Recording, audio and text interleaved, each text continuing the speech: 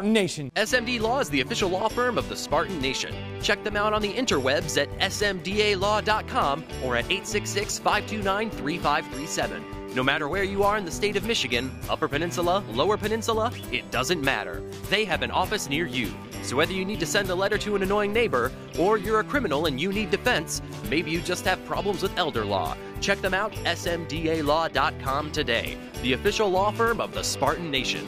Call them first. Then you act.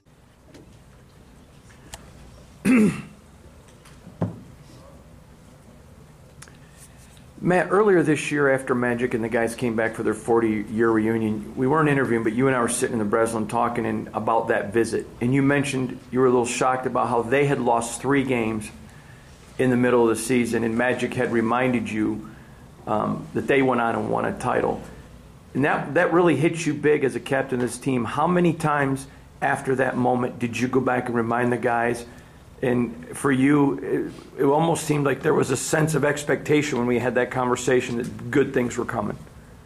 Yeah, it was really cool to hear their story and how they bonded as a team, and just relating with us, the adversities that we went through. They went through some of the same things, and it definitely had an impact on us, and it was very motivating to hear, and I feel like that definitely helped us.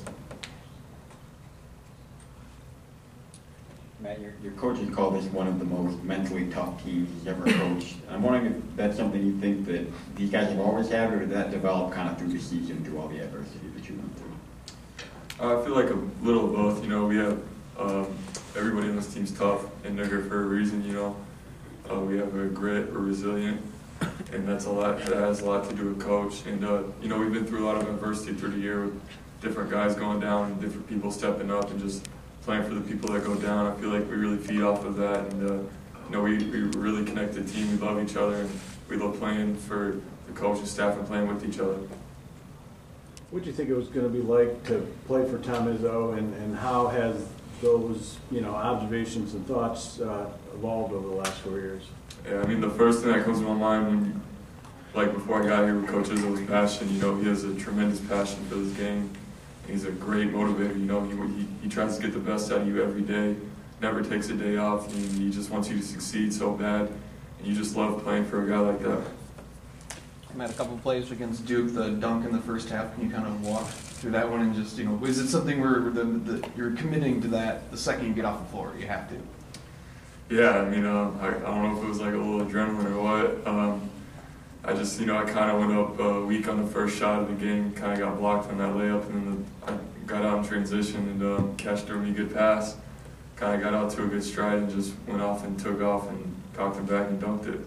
And then the one in the second half, the spinning one, what was your reaction to that? Because it looked like you were surprised. It looked just like trying to create contact and then get a bucket.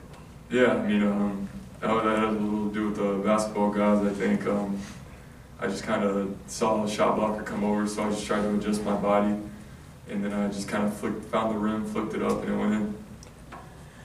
As the lone Texas kid on the roster, is it special to get your first Final Four game against a team from your home state?